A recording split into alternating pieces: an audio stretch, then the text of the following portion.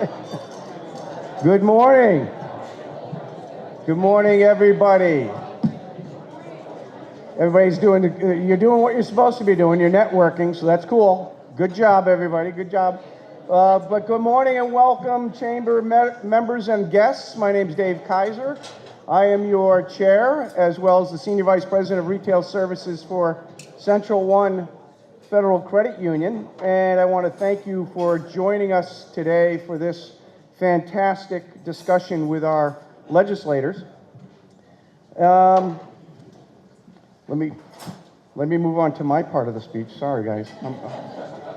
I wasn't paying attention. I wasn't reading my name. Anyways, so it's my honor to welcome you guys to this great legislative breakfast. Before we get started with the panel discussion, it is my pleasure to thank and introduce today's presenting sponsor. I'd like to invite up to the podium Chris Costa, the Senior Vice President of Commercial Lending for Beacon Bank, to say a few words about Beacon. And Chris, come on up.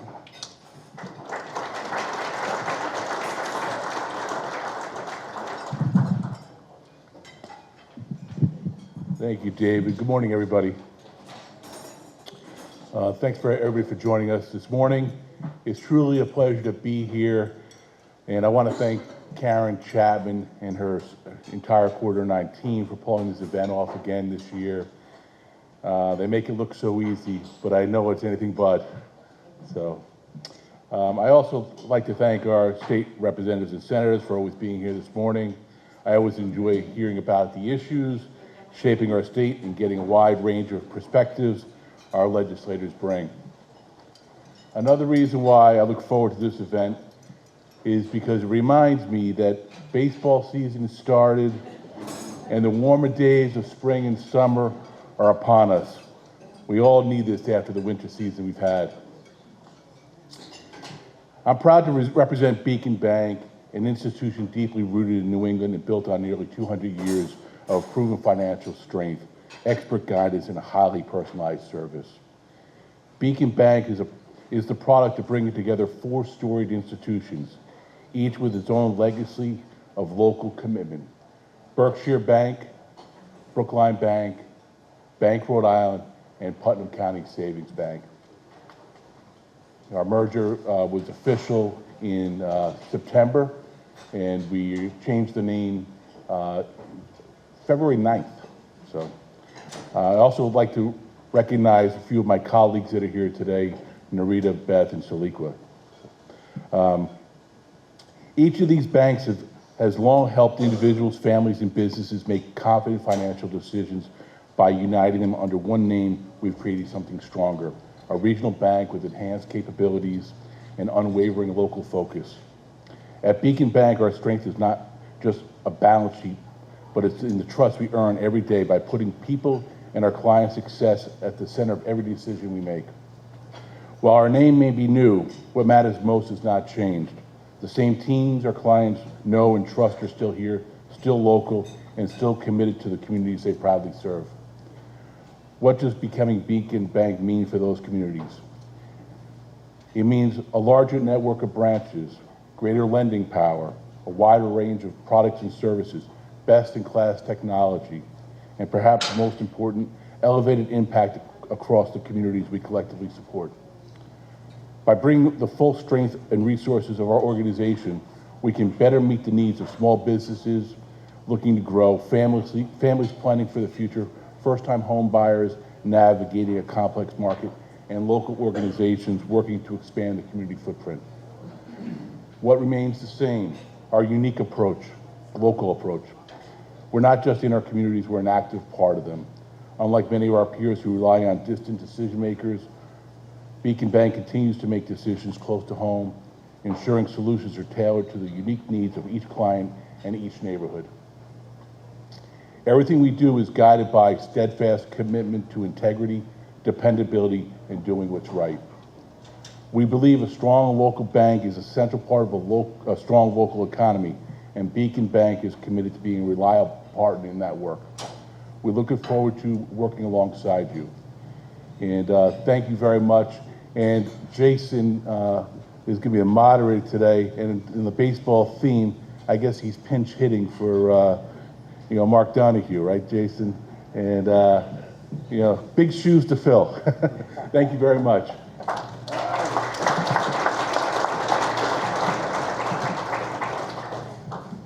All right. Thank you, Chris. And once again, thank you to all the members of the Beacon team for being here today, supporting this event, as well as supporting the Chamber all throughout the year. We appreciate it. Now, I'd like to recognize some other folks before we get started with our official panel discussion. So I'm going to take a minute to recognize some other leaders from our local communities. But before I do that, I just want to remind everybody, this is the time in every meeting where we find out who's not paying attention, all right? So I'm giving you a heads up. I don't want you to be one of those people who gets embarrassed, all right? Nobody likes to get embarrassed, so here's how it's going to work. If I mention your name, I want you to stand and want you to remain standing. And then when I'm done recognizing folks, that's when the rest of us are going to give you guys a round of applause and recognize you, right? So giving both sides of the party, remain standing, and then hold on to your applause until the end, okay? So let's start with some recognition here from first I want to say from Aspet Valley Regional Technical High School, I want to welcome Superintendent of Schools Ernie Houle. Oh, all right. There you go. We caught you. All right. I should have said something like, okay, somebody at each table monitor and charge $1 from everybody, and we'll donate it to a food pantry or something. We're going to start doing that.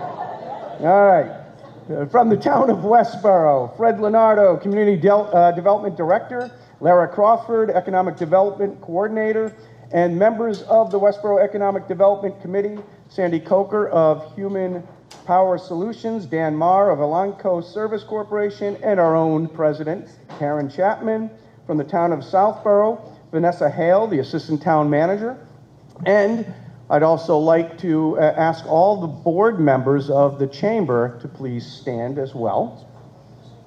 If you're a board member, please stand. Let everybody. Okay, guys, here's your cue. Thank you and welcome.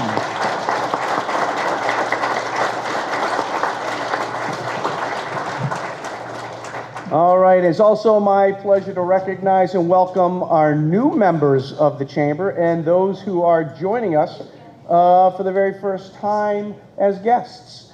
So if you are a new member, just recently joined, or if you are a guest visiting us today, please stand so that we can give you a very warm Q9 495 chamber welcome.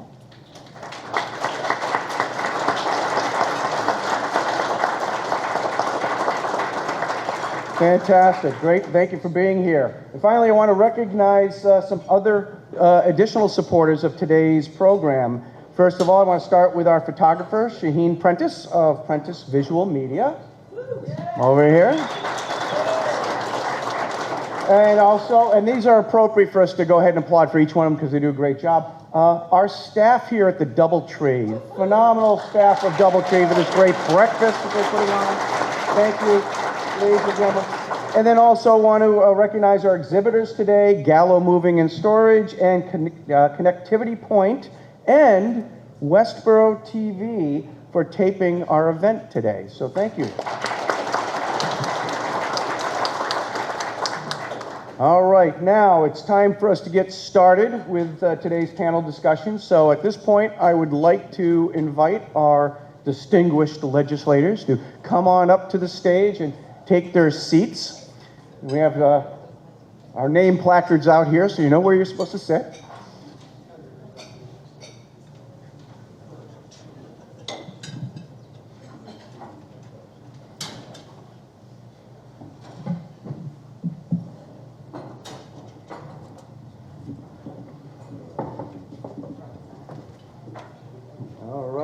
And, yep.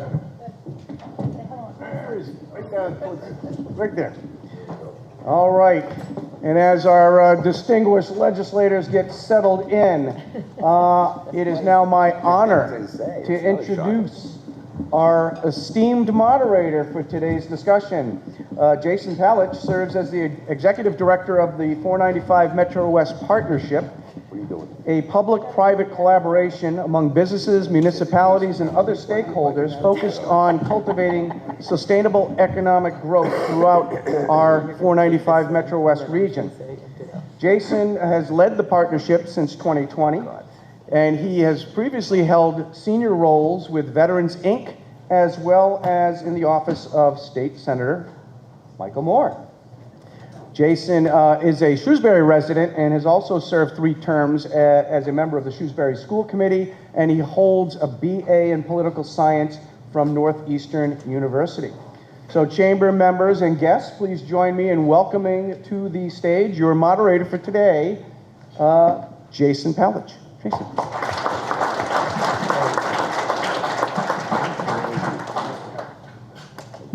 It's all yours. And allow me to bestow. Nope, I think it's backwards. No, there we go. It's on both sides. Look at that. The VIP treatment. Good morning, everybody. It is very exciting to be here. Thank you to Dave and Karen for having me this morning. On behalf of the 495 MetroWest Partnership, we are always excited to partner with the Corridor 9 495 Chamber to advance the public policy interests of our shared communities. I am excited to lead some good friends in a good conversation this morning. We have 12 questions we're going to try to put to our legislators this morning. Each question will be posed, and up to 2 legislators are invited to respond to each question. We're going to start by seeking volunteers to reply, but as the morning moves along, I'll call on any legislators who are remaining quiet, and we'll, of course, try to ensure some balance and making sure we get to hear from everyone. And a fun new development this time, Karen has a bell, and at the 2-minute mark, you'll get a gentle little bell, and then if you continue to abuse it, you'll get a slightly less gentle bell, and then eventually she might throw it at you. So just, mind the bell. We are going to hold the last 15 minutes of our program this morning for audience questions. When the time comes, Karen will go around with the microphone, which she will hold. Karen is not surrendering the microphone. And though we are excited always for audience questions, please remember that it is a time for questions, not speeches and comments. A good rule of thumb is that a question is a sentence, not a paragraph. And without further ado, I'd like to introduce our legislators who have joined us this morning. We're fortunate to have 3 members of the Massachusetts Senate and 3 members of the House. Senator James Eldridge represents the Middlesex and Worcester District, consisting of the communities of Acton, Ayer, Boxborough, Harvard, Hudson, Littleton, Marlborough, Maynard, Southborough, Stowe, Sudbury, and Wayland. He's served in the Senate since 2009, having served 6 years in the House before then, and currently serves as Senate Chair of the Joint Committee on Revenue. Senator Robyn Kennedy represents the 1st Worcester District, consisting of the communities of Berlin, Bolton, Boylston, Northborough, West Boylston, and Worcester. She served in the Senate since 2023 and currently serves as Senate Chair of the Joint Committee on Children, Families, and Persons with Disabilities. Senator Michael Moore represents the 2nd Worcester District, consisting of Auburn, Grafton, Millbury, Shrewsbury, Westborough, and Worcester. He served in the Senate since 2009 and is the Senate Chair of the Joint Committee on Advanced Information Technology, the Internet, and Cybersecurity. Representative Kate Donaghue represents the 19th Worcester District, consisting of portions of Framingham, Northborough, Southborough, and right here in Westborough. She served in the House since 2023 and is Vice Chair of the House Committee on Federal Funding, Policy, and Accountability. Representative Hannah Kane represents the 11th Worcester District, consisting of Shrewsbury and a portion of Westborough. Having served since 2015, she is the ranking member of 4 separate committees, including the Committee on Healthcare Financing. And last but not least, Representative Meghan Kilcoyne serves the 12th Worcester District, consisting of Berlin, Boylston, Clinton, Lancaster, Northborough, and Sterling. She served in the House since 2021 and is Vice Chair of the Joint Committee on Healthcare Financing. Let's have a quick round of applause for our legislators for being here this morning. And with that, we will get right to our questions, starting with one that we know is on the mind of residents and business owners throughout the Commonwealth. High energy costs have been front of mind for both businesses and consumers. The governor and the legislature have each put forward different approaches to lowering energy costs. Which approaches do you favor and why? And who'd like to kick us off? Senator Eldridge, have at it. Great.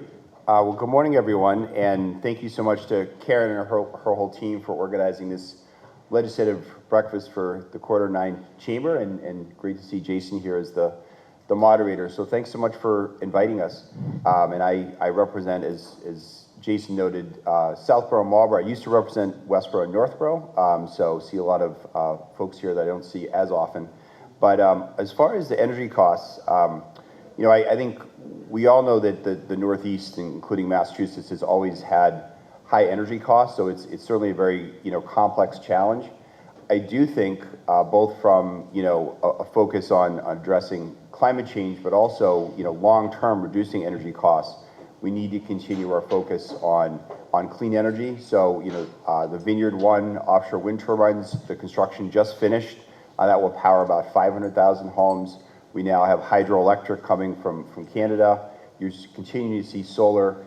I recognize people's frustrations with the utility bills, but long term, this clean energy approach of basically free energy from renewable sources is going to reduce our costs. So I think we do need to continue that. I'd say the most I hear, and perhaps all of us hear, from constituents about the high utility bills. And so I do think there needs to be a focus on, is there another way to pay for some of these clean energy or energy efficiency incentives that pay for programs like Mass Saves, maybe more of a progressive approach versus something on everyone's bill, because that can be a burden for a lot of working families. But I don't think we should walk away from our clean energy commitments, because not only is it a source for many, many more jobs than fossil fuels, but it is, we're going to reduce energy costs. And if you talk to someone that has solar on their homes, does benefit from some of the Mass Save programs, they are seeing significant savings in their energy. The challenge is that not enough people take advantage of those programs, and so I think we certainly need to do more outreach to people, to educate more people about how they can take advantage of those programs. So it's certainly a long-term approach, but I think, really for the past, I'd say 20 years, Massachusetts has been very committed to a clean energy economy, and I do think we need to continue our commitment to that. Thank you, Senator. Who'd like to go next? Representative? Sure. You were looking at me, so I just decided to call on you. Representative Kane, everybody. If you want to pull the microphone down a little bit closer towards you. Good morning, and I echo the Senator's comments with gratitude for having us here. It's a great annual event to get together and to share what we're working on and to answer your questions. And hopefully you also see that we are up here, bipartisan, bicameral. We work together day in and day out, and how we work together is a bit different than what you may be used to seeing on the news. And so hopefully that gives you some assurance as well. I largely agree that, the path we're on in terms of thinking about our future and our climate goals is the right one. I disagree in terms of the timeline it's going to take us to get there. And one of the challenges that we have right now, the House voted on a bill a couple weeks ago, an energy affordability bill. One of the things that wasn't in there was a discussion relative to the goals. And we're not going to meet the goals we have in place right now for 2030. And there was an unwillingness sort of through this process to look at that goal, to look at the goals and to think about what might we need to do differently.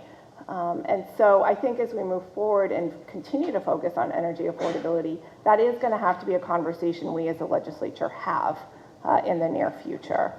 The Mass Save is incredibly important, and when my business partner and I used to have a construction company, we actually were a Mass Save contractor and did a lot of the energy efficiency work across the Commonwealth. And I'm a big believer in that program. One of the things that I noted in our discussion when we just voted on this House bill was that I wanted to make sure if we had cuts to the Mass Save program, that those cuts weren't passed to the contractors actually out there doing the work in homes, and that the cuts were absorbed at the administrative level or the marketing level. And so the small businesses were not impacted who are doing this work. And we continue from here from them directly about their nervousness about what's going to happen to them as small businesses in this energy efficiency work. Thank you, Representative. And of course, all of the legislators have now learned that if they make eye contact with me, they're going to get called on. So moving right along, a large number of ballot questions are slated to come before voters this fall. I believe it's 11 or 12 right now. Which of these questions in particular would you urge your constituents to either support or reject? Senator Kennedy.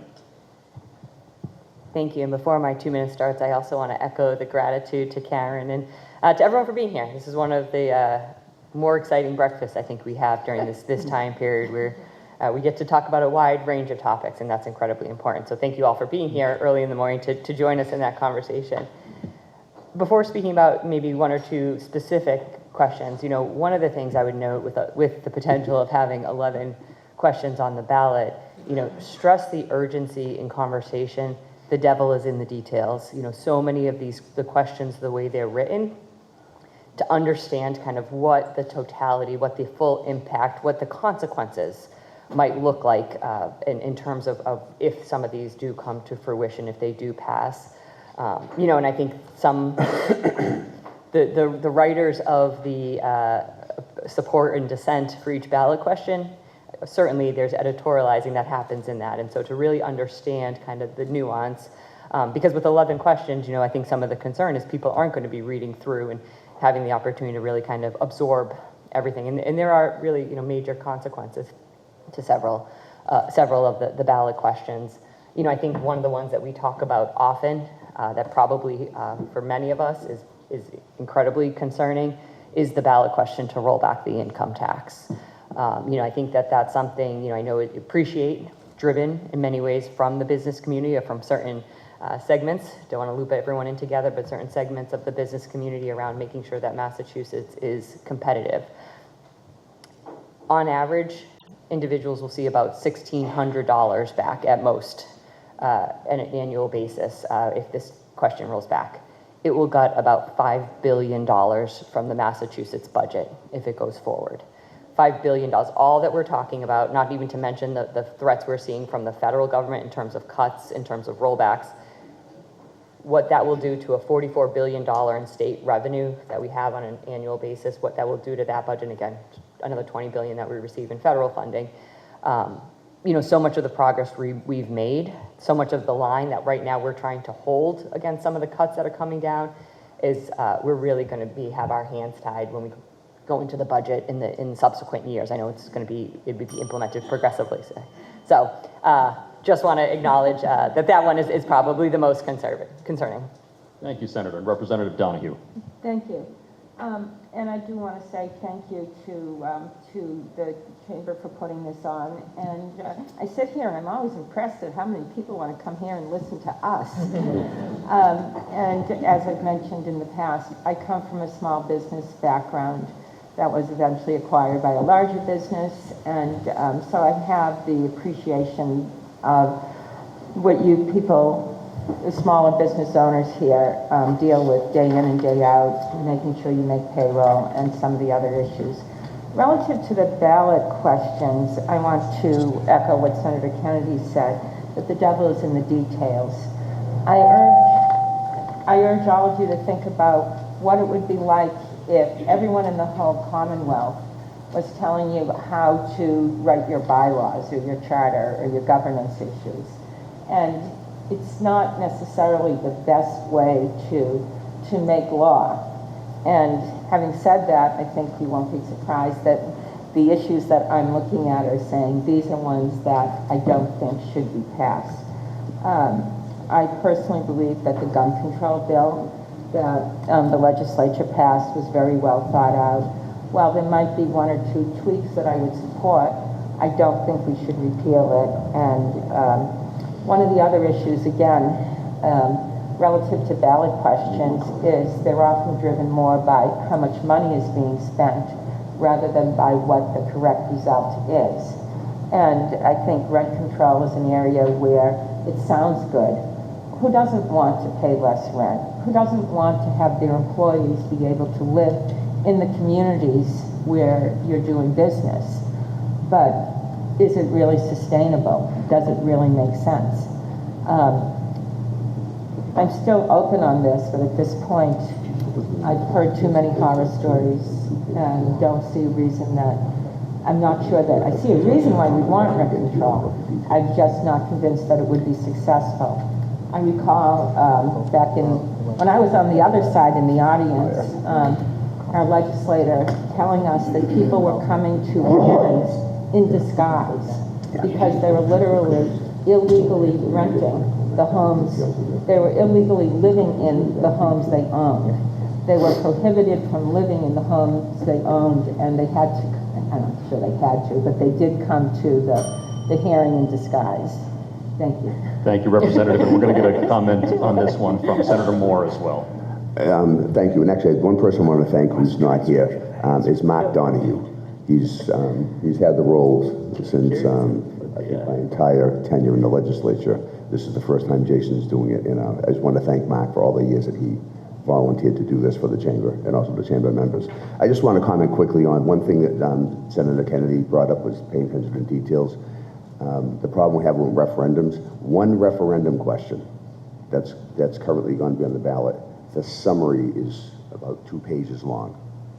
So imagine the voters going into that, when you go in to vote, you've got how many pages you're going to have to read through before you, in theory, make your vote. So I just wanted to stress the fact what Senator Kennedy talked about, that this is really a tough way to establish policy, and we're going to need the voters to really pay attention. Thank you, Senator. Switching topics, the advancement of artificial intelligence, or AI, is certainly something that our business community has confronted. What role should state government play in helping the business community to prepare for increasing disruption from AI? Well, I guess I'll take that. Senator Moore, go right ahead. So, as stated, I chair the Committee on Advanced Information Technology, Internet, and Cybersecurity, that dealing with AI. One of the biggest factors that we need to try to deal with is there are no guardrails on AI. Everyone, I went to Europe in the fall, at the end of last year, where they have a lot more, we dealt with the EU on what they have for artificial intelligence and cybersecurity and protections for the citizens that use this technology. We constantly hear that if by establishing guardrails or regulations, we're going to hurt innovation. And actually, it's turned out the other way in Europe, where establishing guardrails that give basic protections has actually increased investment in innovation, trying to accomplish the goals, but staying with the foundation of protecting people's civil rights, their employment rights, making sure the information that the algorithms and the information that's going into these systems are not information that's going to be detrimental to the workforce and society. So artificial intelligence can be it can really help us and incentivize different employment opportunities, but it can really also be very detrimental. If you look at autonomous vehicles, we've got price fixing going on right now in grocery store items. We've got issues with rental, actually going back to housing, and trying to deal with the unaffordability of housing. Well, we've got systems out there that the AI algorithms is involved in rent fixing. So think about the impact of that on people just trying to get a place to live.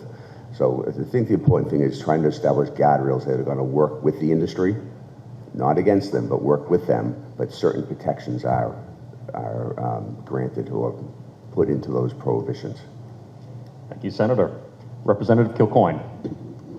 I haven't spoken yet, so I'll tackle this AI question. I know on a personal level, policy aside, I have a lot of existential dread about AI. I think that it's doing a lot to, in some ways, erode our ability sometimes to critical think. One space particular is I'm very worried about it with our kids and in education, and how students that are there to learn, to gain necessary skill sets, are tempted to use AI to do schoolwork, to take an easy way out. This is incredibly challenging, I think, for high school and higher education.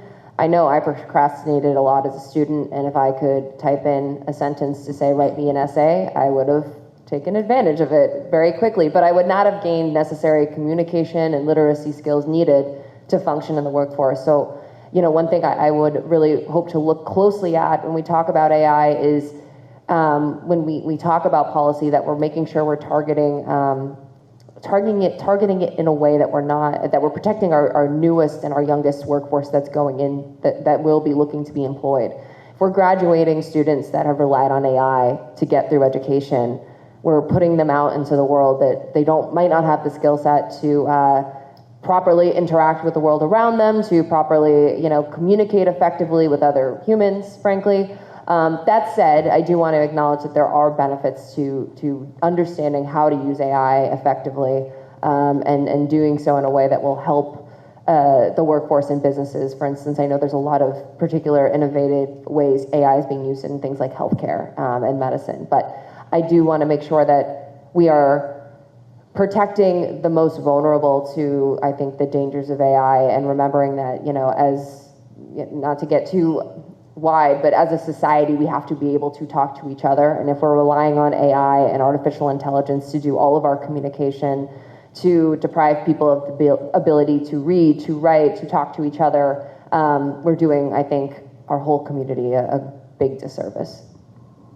Thank you, Representative. And Representative Kane. I would just add briefly something that also impacts those of us sitting up here, but also impacts you as a voter, is the use of AI in election-related materials. And the House did vote back in February on 2 bills that have now moved on to the Senate. One would require that advertising paid for by a political candidate or party makes clear and has a disclaimer if they used AI to generate the piece. So you may have seen some pieces that it looks like a candidate is saying something negatively about themselves that another candidate is putting forward. And we want to make sure as we go into election season that with this newly powered AI, that people are clear as voters about what is truthful versus what is untruthful in terms of a candidate's perspective. Thank you, Representative. And going back to the topic of education, which Representative Kilcoyne had brought up, we all know that our vocational technical high schools are important economic engines for the Commonwealth. They're great opportunities for students. It's great to have our VOTECs represented in the room today. But limited capacity or limited number of seats in the Commonwealth's vocational technical high schools continues to be a challenge. How should the Commonwealth address this limited capacity? Senator Kennedy. Thank you. And I have the privilege of proudly representing not only Assabet Valley, but Worcester Technical High School also is in my district. And I think that the core of what we need to get to is that very question you asked, that there is a higher demand for students wanting to go into vocational program. We need to understand the why, which many of us know. Over the course of the past 20 years, we've been able to rebuild so many of our vocational schools. We've been able to invest in the technical programs that exist there, and it's also a state-of-the-art education that young people are receiving. Why would any student not want to go to a vocational technical high school, get a state-of-the-art education and a hard skill that can set you up for a potential career in your lifetime? Part of the challenge, though, that we're seeing is too many of the young people that are going through our vocational programs are not going into the fields that they're getting trained upon in those schools. So I think there's 2 strategies that we look at, and I will give credit to the city of Worcester and other communities that are doing this as well. As we've been rebuilding our comprehensive high schools, we've been implementing up to 4 to 6 Chapter 74 programs, now not full vocational technical credentials, but training our young people in some of these hard skills and some of these fields that are very unique. There's what they call dirty construction. The prep work for construction sites is at the newest high school in Worcester at Doherty.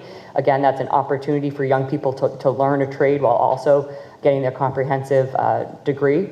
And so thinking about how do we expand that capacity, but we also have to think about how we're making sure that we're aligning the right students with the seats that do exist. Representing the 2 schools that previously had already implemented a lottery system, I've been vocally opposed to a lottery system, right? That it shouldn't be luck of the draw that you get to be where you are. We have tools.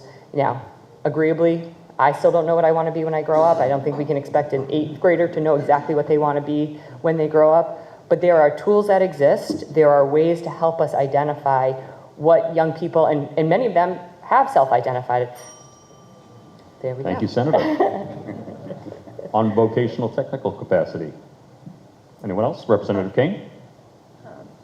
I would just add that, when the fair share ballot question was passed with dedicating money to education and transportation, I had really hoped that this would be an opportunity to support construction of more vocational schools or more expansion at vocational schools so that more seats could be added.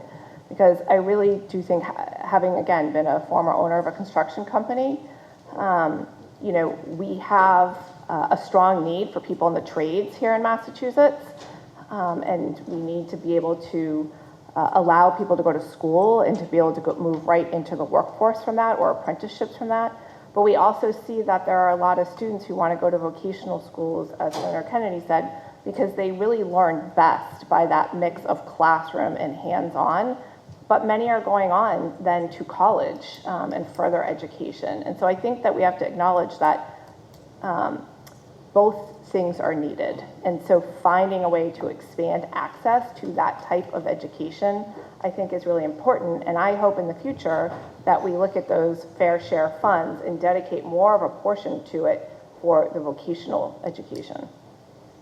Thank you, Representative. Healthcare costs, a fun one. Healthcare costs remain high, presenting a consistent challenge for residents, of course, but also for employers and small businesses. What steps do you favor to help lower employer health insurance costs? Representative Donaghue. Well, Senator Kennedy just said she still doesn't know what she wants to be when she grows up.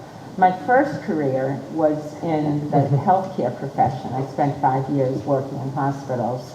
And just as a person, I've experienced a lot of the different things that go on with healthcare. And there are so many things at a very high level that we do. One of the single biggest things for controlling costs would be to shift our whole model away from a fee-for-service model. That puts the profit incentive in more treatment that people get, the more expensive it is. And based on my experience as a person, and especially on my experience in hospitals, I always tell people hospitals are no place for sick people. And it's just, it's more than a joke, it's true. But on a more immediate level, I think that there's a way, and I'm still learning a little bit about some of these issues. My mom is 97, and we're dealing with when do you need health care, when don't you? And so many of the facilities that we're looking at are explaining that if my mom were to fall, she would have to go to the hospital if there was a head injury. And I think that there is an over-regulation within the healthcare industry that mandates certain things. I've got a lot of experience as a parent with behavioral health. And when you've got somebody who's very healthy, who's maybe just waiting for a bed, and they could be screened by a primary care physician to make sure that they could go to a bed at a behavioral health care facility when they're ready, but the system says, no, it doesn't work that way. You can only go there from a hospital. And I'm learning a little bit more about some of these regulations. Scope of practice restrictions. So sometimes we have, because of our legislation, we're restricting certain healthcare providers. And that was the light bell. That was a light bell. You finish your thought, Representative. But so if we remove some of the limits on scope of care so that physician's assistants, nurse practitioners, other people could provide services that right now are only provided by physicians, it would both reduce costs and increase access. Thank you. Thank you, Representative. Senator Eldridge. Yeah, so I would add to Representative Donaghue's comments, and this is obviously a persistent issue that comes up, including in this chamber breakfast, and brought it up before, is is I do think we need to move towards a universal healthcare model, and this has really led to a lot of interesting conversations with the small business community. So that's I'm the Senate sponsor of Medicare for All to make healthcare a right. And I know that there are some members of the business community who see that and say, well, that's going to be an even greater cost. But if you look at, any other developed country in the world that has essentially universal healthcare, the costs are lower, for businesses. You're eliminating a lot of the inefficiency that deals with bureaucracy and paperwork. You're having better care, so that means that fewer people are going to the hospital or getting some of the more expensive treatments. It is paid for through a number of taxes, but lower than the premiums for most businesses, especially small businesses that pay a higher increase and don't have to tell anyone here who provides health insurances that your premiums are going up 15 or 20% every year. So I do think we need to move to that model. I personally think that the legislature is sort of taking a Band-Aid approach every session is not going to address the costs. I think we've seen that be the case. And I think we need comprehensive reform to move towards a model of universal health care for all. Thank you, Senator. A fun question now, getting our legislators to think about your own districts and communities. What do you see as the most pressing economic threat to your district and why? Senator Kennedy. So it's no surprise here, Massachusetts economy is built on eds and meds, and the 1st Worcester district is a hub to that economy. There, within my district, there's 6 colleges and universities, including UMass Chan, which is a premier, one of the top research institutions in the country, as well as UMass Memorial, which is the largest employer in the region. Right now, unfortunately, the greatest threat to my district and the economy in my district is our federal government, who has targeted eds and meds as their number one effort to undermine and defund. That presents a challenge because in so many ways, where we talk about where the state is going to have to step up to supplement what we're seeing in the from the federal cuts, eds and meds are 2 areas, particularly in research funding, where we haven't had a stake in previously in the Commonwealth. And so in so many ways, this is new territory for us to have to think about where we have the capacity to actually invest to save so much of the costs. NIH funding, I talked to the Chancellor of UMass Chan yesterday. There's, I think he said 60 grants that are on hold right now at the federal government. Those are researchers that are getting poached by Canada, by China, that are getting recruited to leave our region. And so much of manufacturing, the economy that's driven out of UMass Chan, out of AbbVie, out of so many research facilities and manufacturers in the district is really being undermined right now in a really dangerous way, because not only is it about training our future doctors, we're talking about healthcare costs, but we're losing the incoming class at UMass Chan was greatly reduced this year because they could not guarantee research spaces for students. So there's a real impact on the fact of we're seeing these cuts at the federal level. And so for a district that, again, is a hub and home to so many of these institutions, as well as the employees who are in these institutions, that to me is the biggest threat we're up against right now. Thank you, Senator. Representative Kane. I largely agree with Senator Kennedy's analysis on what the impact of the federal government is and share all of the concerns. I'm also just concerned about us as a state. We are a high-cost state, and we are seeing people lose the ability to be able to afford to live here. When Charlie Baker and Karen Polito were in office, the age gap that we had were 35 to 44-year-olds who were moving out of state, who were saying, I can't live here anymore, I can't find a job, or I can't afford it. That's now moved to our 25 to 34-year-olds who are predominantly the ones moving out. And that's going to have, a large economic impact on us. And so we as a state need to continue to work on the affordability issue because it isn't just one area that's high cost. It's sort of whether you're looking at housing or transportation. Every single sector is a high cost. And Massachusetts has one of the highest rates of food insecurity in the country. Our rates are still much higher than they were before COVID or during COVID. So you see more and more people trying to figure out how to balance their own family budget and also decide what they're not going to pay for. And so as a legislature, I think we really need to continue to press on finding ways where we can help drive down the cost of living here in Massachusetts, because our economy depends on it. Thank you. Representative Kilcoyne. Yeah, I'll just briefly add that,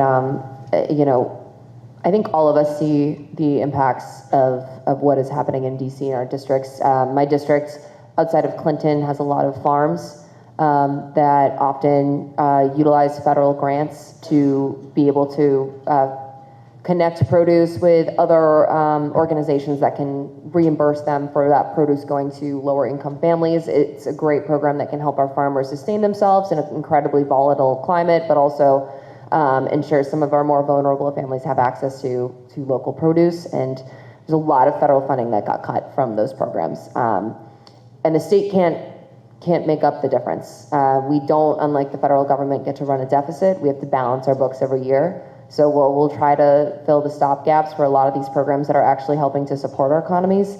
There will be tough choices that will have to be made. And then to piggyback off Representative Kane's point, I know in Clinton, we just saw a major manufacturer leave. It's not entirely clear whether or not they are transferring to another part of the state or if they're just transferring to another part of their company outside of state, but we may have now, an unknown number of people that suddenly will be out of a job come November. So we're still working, with all the local entities there to try to deal with that when the time comes. I will try to end on a slightly more hopeful note. This manufacturer leaving, Jabil and Clinton, it was in the Boston Globe, so it got a lot of press coverage, but when that news broke, that same weekend, we had, the town of Clinton actually had a day supporting locally owned businesses owned by women. And so the local chamber out there put out it was kind of a fun passport thing where people were challenged to try to go to every woman-owned business in town. I believe there was about 20 or 22 or so. And we had people coming from far outside of town to visit these women-owned businesses. I went to one shop who was asking people for their zip codes to try to keep count of where they were coming from, and people were coming from all over. So while we have a lot of challenges, we have to continue to support, I think, local businesses. We have to be creative, and we have to do what we can to kind of get through the next few years. Thank you. Thank you, Representative.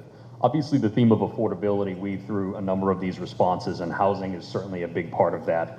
Both the administration and the legislature have taken major steps in recent years to try to increase the production of new housing units in the Commonwealth, including the so-called MBTA Communities Act, as well as a bevy of financial incentives that were part of a major housing bond bill last session. In your opinion, has the state made sufficient progress towards creating new housing units? Senator Eldridge. Great. Thank you, Jason. And adding to on what Representative Kane talked about as rising costs is that, we know obviously probably the most significant increase for costs is housing. Poll after poll shows that housing is, one of the top issues for the people of Massachusetts, and again, a lot of, particularly those who are younger are leaving the state. So I think the legislature has taken some major steps, as noted by Jason's questions, but I don't think we've done enough to build more housing, and I think we are falling behind on housing production. In the district I represent, 11 of the 12 communities are MBTA communities, and that's very good, but only one town, Acton, is finishing an apartment building on an area that's designated for the MBTA Communities Act zoning. So I think it shows the fact that even though, it was a very bold law, really there hasn't been enough done. Part of that is, the interest rates and the cost of construction. And so on top of that housing bond bill that was passed, I do think we need to find more financial incentives, especially to build truly affordable housing. I think one of the greatest, frustrations that I hear from constituents is that when a Chapter 40B project or affordable housing is built, and then you see that the rent is, you know, $2,500 or $3,000 a month, saying, well, that's not affordable. So I think we need deeper subsidies, and I do think we need more dedicated revenue sources to make sure that if we are building affordable housing, whether it's apartments, whether it's starter homes, whether it's, you know, public housing, that it's truly affordable for people who are less well off or young families that are just getting started with their lives. Thank you, Senator. Anyone else? Representative Donaghue. So I just wanted to touch on something that impacted a couple of my towns. Part of the Affordable Housing Act called for a streamlined ability to have excess state property developed for housing. And it was, for me, an experience as a relatively newer legislator. Senator Kennedy and I are the newest among the group here. But the regulations under which they were proceeding, I felt, and the communities that I represented felt, weren't the most appropriate. The towns were required to have a certain, required usually a certain percentage of affordable housing, and under the state's original regulations, there were no affordability requirements on the excess land, which made sense to none of us. And working with Rep. Kane and Senator Moore, we worked, and Senator Kennedy, we worked to communicate the concerns of our towns to the administration, and they reversed their policies. So I saw that as a very concrete example of how we, even as local legislators, can impact things specifically. And now, not just the parcels that were being sold off in Northborough and Southborough, but throughout the whole Commonwealth. The state is subject to the same requirements, essentially, putting it very simplistically, as the towns would be. Thank you, Representative. Switching to a topic near and dear to the 495 MetroWest Partnership's heart, which is transportation. Transportation remains a significant concern in the 495 MetroWest region. In this post-pandemic world, we're seeing old traffic patterns reassert themselves. We've seen a lot of great economic growth and economic activity in our region, but we can all think of a few places in our communities where there's certainly a bottleneck or two. What are your transportation priorities to improve the commuting experience for area residents? Representative Kane, who is in first place, by the way, in number of responses. I am keeping score.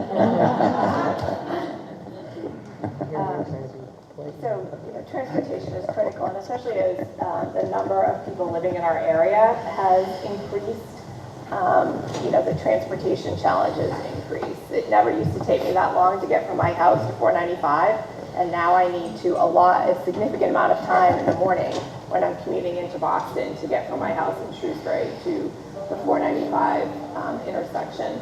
I mean, certainly the project at 495-90 is really exciting.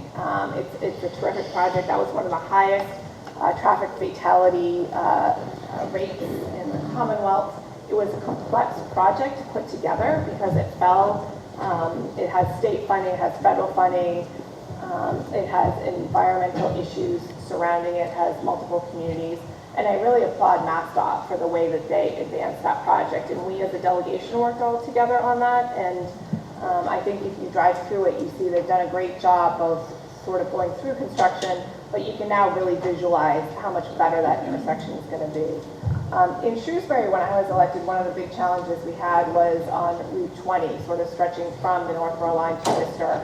That as projects had come up, they've been looked at as sort of one-off projects. So if a developer was doing something, there was a requirement for sort of a site-specific improvement, but there was no thought to sort of the corridor and how increased traffic was impacting that. And so we did a corridor study with MassDOT, and we really looked into the future in terms of what additional future developments we think is going to happen in the stretch of the corridor. And now we have a master plan so that when a developer comes forward, we can say, this is what you can do to improve the overall transportation on this stretch of roadway. One of the first large projects, and thanks to Congressman McGovern for getting initially an earmark into a transportation bill earmarks were then all stripped, so then he made sure when the funding came to us here in Massachusetts that he worked with the administration that this money would come through to us.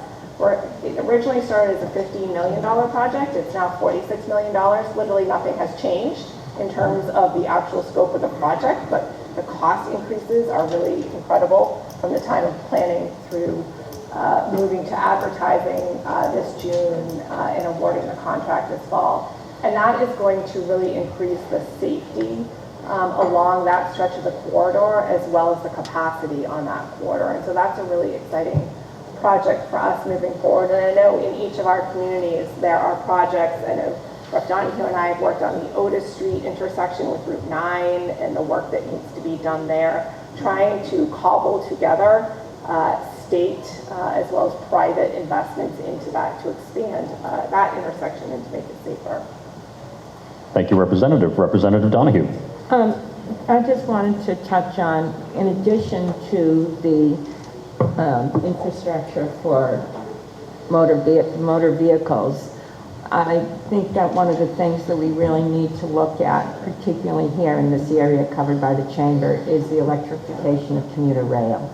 Electrification of commuter rail would help in so many areas. It would help in the transportation area, getting people in and out of Boston more quickly and more safely. It would help in reducing climate change, and it additionally would play a big role in health, especially near commuter rail stations, where as we move towards cleaner energy, electrification of commuter rail, I think, has a very high cost. But in the end, I think it's something that we need to do sooner rather than later. Thank you, Representative. Senator Eldridge. Yeah, I would say the delegation has worked very hard to make sure that this region, whether MetroWest or Central Mass, gets its fair share of funding, and I think the Mass fair share has really sort of driven that, whether it's funding for commuter rail, for RTAs, for roads and bridges. I really want to commend Representative Kane, because on that 495-90 project really led the effort for that, partnering with Congressman McGovern to secure federal funding. And of course, Jason, the 495 MetroWest partnership, did an incredible job as well. So it's great to see that project, make significant progress. On the public transportation front, I mean, I think we have to be upfront that if we don't dramatically improve public transit, our roads are just going to get worse. So I've certainly been advocating as far as commuter rail, and I have both the Worcester commuter rail and the Fitchburg commuter rail in the northern part of my district, is more frequent express service in the morning, more service in the middle of the day, especially for maybe young parents who might have a medical emergency or something to take care of their kids, to be able to get back to the district, to their community quickly. So I think dramatically improving that. I'm glad that the state has invested a lot in the MBTA subway system. I think now it's time to invest more in the commuter rail system. And then I will say the RTAs, and my district is served by 4 regional transit authorities, is not only increasing the funding to have that be a more comprehensive service, but the fare-free transit has been really helpful to a lot of people, especially those that are older, young people, sometimes people with disabilities. That's been great to see, so I think we need to expand that as well, especially for suburban communities. Thank you, Senator. So for those who follow state government, you know that it's budget season. And just by way of background, for those who might not know, for the coming fiscal year, the governor proposes her state budget in January. The House of Representatives will come up with a budget in April, the Senate in May, and then those different versions will be reconciled. Senators and representatives, what are your top priorities as both of your chambers consider the FY27 state budget? Senator Kennedy. Thank you. I'm going to be somewhat efficient and tap into the last question too. Certainly have a laundry list of priorities, but honing in on what's really at the top of my list this year, and that's regional equity. I coming from Worcester, often get the sense we're just the angry kid sister, right, in the fight against the city of Boston. But when you look at the generational historical disparities in funding and resources that goes into Boston compared to the rest of the state, it has truly starved the Commonwealth. And it's hurt our long-term economic growth as a Commonwealth at the focus on Boston. And the Boston region. And so really my priority is where do we kind of chip away at that in really strategic ways. RTA, public transportation investment, is a key example of that, right? Majority of the Commonwealth lives outside of the MBTA footprint, and yet historically, I don't think we even know how much money has ever gone into the MBTA to sustain even on an annual basis compared to RTAs, all 15 being stagnant at $94 million for years before the Fair Share Amendment, and when we doubled the operating cost, not to mention investing in workforce development, et cetera. The other piece that's really has climbed to the top of my list is UGA funding, unrestricted general government aid. We need more of it. 98 municipalities went through operating overrides last year. Overrides, asking their residents to increase their property taxes to keep lights on. Not only do we need to increase the funding that goes to our municipalities to help prevent, and we talk about the cost of living, to help prevent that property tax, which is the most regressive of taxes that we have in our system. But there's also no formula. There's no methodology for how funding is distributed through UGA. What that means is last year, the city of Boston received $235 million in UGA funding, which equates to approximately $336 per Boston resident. Bolton, one of my towns who did have a $1.9 million override last year, received $245,000 or approximately $46 per resident. So you can talk about the cost of living being different in Boston, but as I say, why is a Bolton resident? Why is the cost, what that the community needs in Bolton, that significantly disparate for what needs to go into the city of Boston, who, by the way, is sitting on $500 million in unrestricted reserves. So to me, we have to be strategic. We have to have these conversations as a Commonwealth. Just a fine point as it came up, we are applauding Lego's move from Connecticut to the Seaport District. That was great for the Seaport District. But you know who that hurt more? That hurt Springfield and many communities in Hampden County whose employees went to Lego every day for work about 3 miles away from Springfield. So when we're not looking at a Commonwealth-wide strategy, we're actually hurting our statewide capacity for growth to improve our economy. And so thinking strategically about where we can be intentional about equitably investing in across the Commonwealth regions. I'm going to fight for Central Mass. I'm going to fight for Worcester and our communities.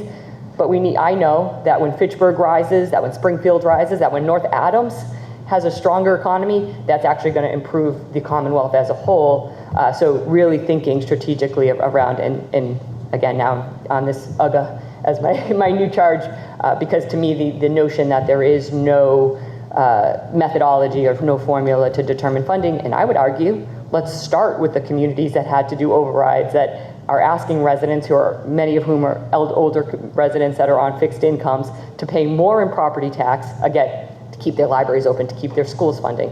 Chapter 70 and getting the Education Formula Review Commission up and running is another top priority. And I'll end there. Thank you, Karen. Thank you. Senator Moore. So just to explain what UGR is unrestricted general government aid. So that's the funding that the state gives to the municipalities for the municipal side of government.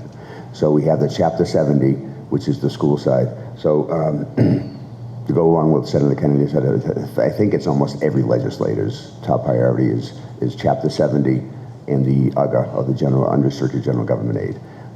We're always fighting for that, and as she stated, we have more communities that are seeking 2.5 overrides just to meet their operational budgets, which is something we have to deal with on the state end. We have to look at the Chapter 78 again to make sure it's being fairly implemented across the cities and towns. And then the unrestricted government aid, I think it was under the Baker-Polito administration, they were increasing the UGA at the rate of inflation. I don't think that's the same rationale that's being utilized right now.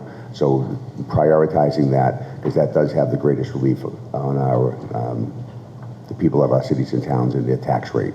Because the property tax is really pretty much what the basis of a city or town pays for all their municipal services. The other thing is trying to help out businesses. We need to continue to focus on trying to create some incentives to expand businesses, and more importantly, it's great to get a big company like Lego to come in here, but the 80% of the economy is based on small businesses. So whether it's small business health insurance reduction, something that's going to provide incentives for the small businesses, for the people to take the chance to open up that small business, because that's really the backbone of our economy. Thank you, Senator. We have come to the fun portion of the morning. Representative Kilcoyne, one final comment before we move on to audience questions. Folks, get your questions ready. Sorry, Representative it's a Kilcoyne, big go ahead. topic. It's the entire budget, Jason, so I couldn't resist chiming in. Are you going to walk us through it line by line? If you'd like, I'm happy to. pass, I will thank add briefly, I echo, echo my colleagues in terms of local aid is so vital, but the budget process is one that goes on for about roughly 6 months from when the governor releases their budget to when the Senate, to when we finally get the budget back to the governor's desk after the House and Senate have their fill. So myself and Senator Kennedy, and I think you're not on Ways and Means, are you? Not this term. Okay, so we've been traveling across the state, hearing from agencies on their budget needs, and as I mentioned earlier, we can't run a deficit in the federal government. So, we're going to have to make some tough, like I said earlier, tough choices. And actually tomorrow, Senator Kennedy and I will be chairing the Healthcare and Human Services hearing, where we're going to hear directly from our healthcare agency heads on their budget needs. And just to add to the importance of supporting our municipalities and our businesses, we're also going to hear about what I expect are going to be challenging times for our healthcare community as well. We have a number of us have community hospitals in our districts, and some of the conversations that we'll be having is how we can best make sure that our healthcare industry is able to continue to serve our residents in the most direct way possible. So I just wanted to chime in at that as another priority. Thank you, Representative. We have come to audience questions. So Karen is going to go around with the microphone. If you have a question, go ahead and get your hand in the air. We'll call on folks. I think we got time for 3. And just a reminder, we want to keep them to questions as opposed to comments, and keep them on the relatively brief side. So when Karen can get to our first question, go right ahead. Good morning. How worried should those of us in human services be, those of us who have significant state contracts with state agencies? Great question. Who wants to jump on that first? What was the question? How worried should those of us, and correct me if I'm wrong, working in human services, how worried should those of us in human services be, especially those of us whose employers may have state contracts? Should be the ballot question. Yes. Specific to the ballot question, Senator Moore. Well, I was going to go right to that. No one is safe. If that ballot question goes through, as Senator Kennedy talked about, of the $63 billion budget, 20 of that comes from the federal government. So 43 to 44 billion is state. Take 5 billion off of that, you're looking at over a 10% reduction. So no line item. The question previously was what we're going to focus on in the budget. If something like that were to go through, I think what we're going to have to focus on is what we can try to protect, because I don't see anything going untouched if you have that big of a revenue reduction. Thank you, Senator. Other comments on the audience question? I'll just add to that. Coming from the YWCA before this position, so coming from the human service world, one of the things that we should be worried about now and continue to flag is, for all the tragedy that the pandemic brought, what it also gave us was an opportunity for, particularly in the human service industry, providers to demonstrate innovative strategies. We know providers were doing these strategies. We know they know what works for their consumers, but there was funding that was available to be able to demonstrate this. So many of those innovations are already going away. And what concerns me, and this is where to flag it now, even as we face all the cuts, is that we know that not only is prevention and upstream services in any policy, in any area, any field, better for the consumer, it's also more cost effective. And so as we're going through and looking at these cuts, whether it's from Medicaid, whether it's from SNAP, wherever the cuts are coming from that we're addressing, unfortunately, particularly in government, our typical reaction is to cut the prevention because of the assumption that we need the safety net services at the end of the day. To me, we need our human service providers to be advocating and pushing for what you know is best for your consumers, but we collectively know is actually more cost effective. I would say if you can't sell them on compassion, the cost, it is so much more cost effective when you're keeping somebody housed versus going into shelter, when you're keeping a home care health aide, keeping somebody in their home versus into long-term care facilities. Again, naming the area, prevention is better, and it's more cost effective. And those threats are happening now. Those cuts are coming into place now, those changes in policies and regulations. So we have to be worried about what is going to continue to come out of the federal government in that way, but I think even today we need to start elevating the voices of human service workers. Another comment from Senator Moore, and please note your own staffer Doreen is at the bell, so if you use your time. I just wanted to comment something that should be near and dear to everyone's in this hat. I deal with 4 chambers of commerce. Karen, the other directors, they're all great to deal with, and they're all strong advocates on behalf of your members, which means they're calling us on redo grants and other grants to provide incentive programs to help small business. We cannot sustain a $5 billion cut and then also provide grants to our business community to help in life sciences or any other manufacturing or any other type of incentive program to help expand small businesses when revenue is taken away from the state resources of that magnitude. Thank you, Senator. Next audience question, go ahead. Good morning. Currently, Massachusetts is one of the few states in the country without a licensure requirement for non-medical home care agencies, despite hundreds of agencies operating here in the Commonwealth. The House passed the home care licensure bill, 4306, last November, and is now sitting with Senate Ways and Means. Based on conversations our industry has had with legislative offices, there's broad support from both industry and organized labor, and the bill is generally viewed as non-controversial. At the same time, we continue to hear the bill is in a holding pattern while leadership determines which bills are going to move forward before the end of the session. With that in mind, what steps can be taken to help move this legislation forward in the Senate? And how can those of us in the home care community best support you in advancing the bill so Massachusetts can finally establish a licensure framework that protects seniors, supports caregivers, and creates a level playing field for all organizations?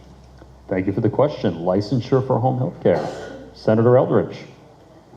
Well, yeah, first of all, doing exactly what you're doing is educating people and obviously advocating. So, often in the House and Senate, the Senate will pass a bill, the House, and there's, negotiations are just the general process of the legislative session. So I would say for you and your colleagues, making sure you're contacting senators directly, which I'm sure you're already doing, but to continue that, and given that the session essentially will end July 31st, at a really critical time. So keep up the advocacy and education, and it certainly sounds like a very common sense bill. So thank you.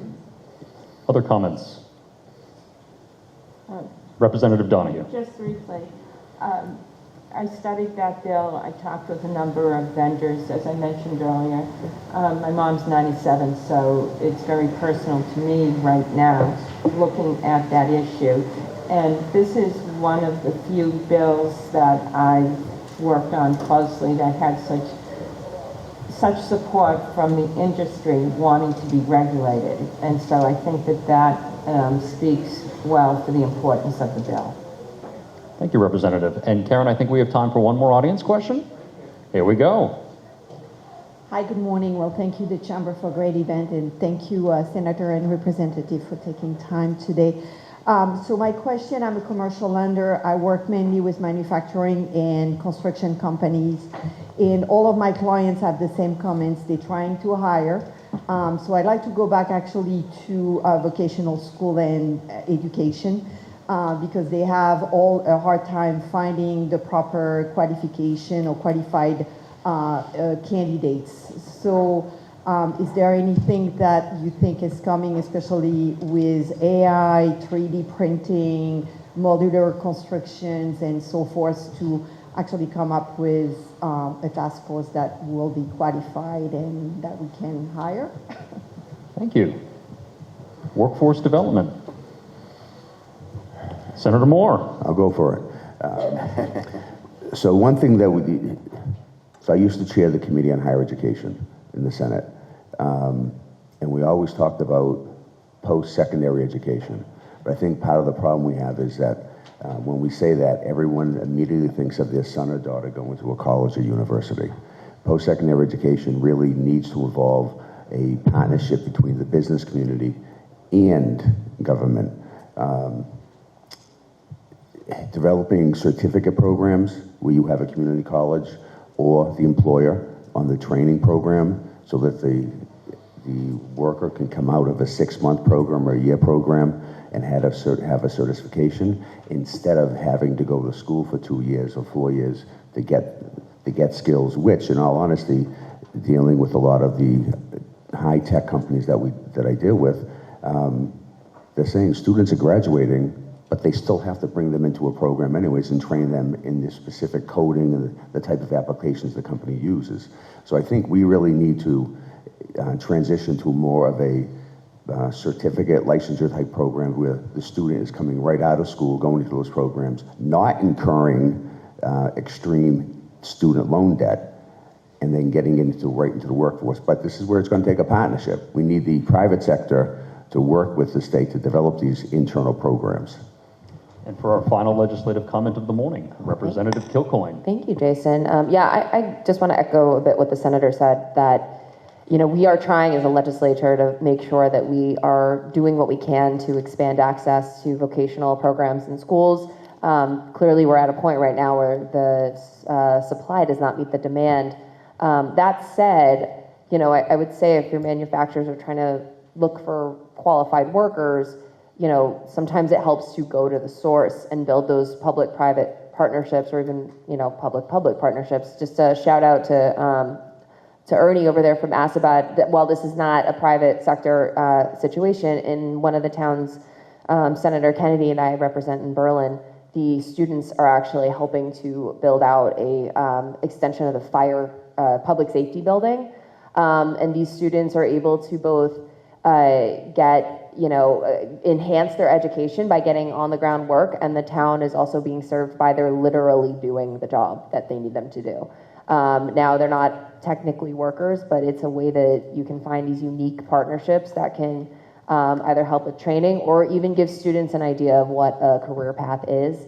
And we certainly want to be able to play a role in that too. So, any ideas that the private sector has on how the state can help facilitate more of those partnerships and relationships, we're all ears. I think all of us are trying to look for innovative ways to strengthen our workforce, because we certainly have a workforce shortage across many sectors, support our students, and support our economy. How about a round of applause for our legislators for a great conversation this morning?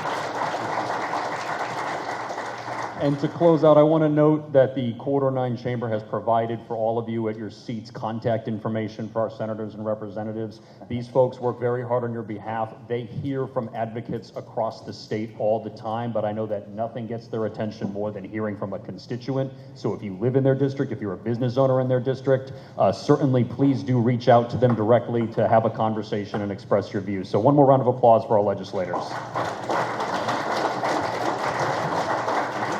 And with that, I'll turn it back over to Karen, who's going to tell you about the email that everybody got this morning. So not only do I want to thank our wonderful legislators, yep, you stay right over here, right over here. We want to thank our incredible moderator this morning. So Jason may be a newbie, but there were 12 questions prepared, and we got through 11 this morning. So let's give him a big round of applause. Well done, and that goes to all of you legislators. Thank you for being here. This is an important event to us and our membership, and I appreciate your time and what you do on behalf of our community, so thank you so much. I want to end with this. You get thousands and thousands of emails from the Chamber, and I know because I hear from you. There was one that's in your inbox today, so Jason just sent me a reminder. It's the annual employer survey that is put together by the 495 Partnership and Merck out of Framingham State. It's going to ask some very important questions so that we can get the business confidence of our region and the things that are top of your mind that we can actually share with our lawmakers. So, Quarter 9, traditionally, you are the chamber with the largest opinions. So I'm counting on you again this year to fill out that employer survey, because that is information that we need to share with our legislators and with the region. So Jason and I would really appreciate your support for that. Secondly, April 14th, does everybody know what that means in this room? Business Expo. And I hope you all have it on your calendar because it's the biggest night of the year of the Chamber. 1,000 attendees, over 100 exhibitors on display. If you're interested in exhibiting, there are only a very few booths left. Carlene Covino, standing right here, would love to talk with you about it so you can get your booth. We are very excited about that event, and we hope that you'll reserve your put that on your calendar. If you're just attending, you must register. You will not get in unless you have a name tag. So you must register for that event. Just go to our website. And finally, for all of our small business members or any size type of members, you want to initiate new business relationships. April 28th is Speed Networking for Business. Multiple rounds of networking. It's all focused on you meeting as many people as possible to introduce yourself, to see if there's a future business relationship that can be developed. That'll be at the Work Bar on April 28th from 5 to 8. Thank you. Have a wonderful day, and let's do business with one another. Have a great day.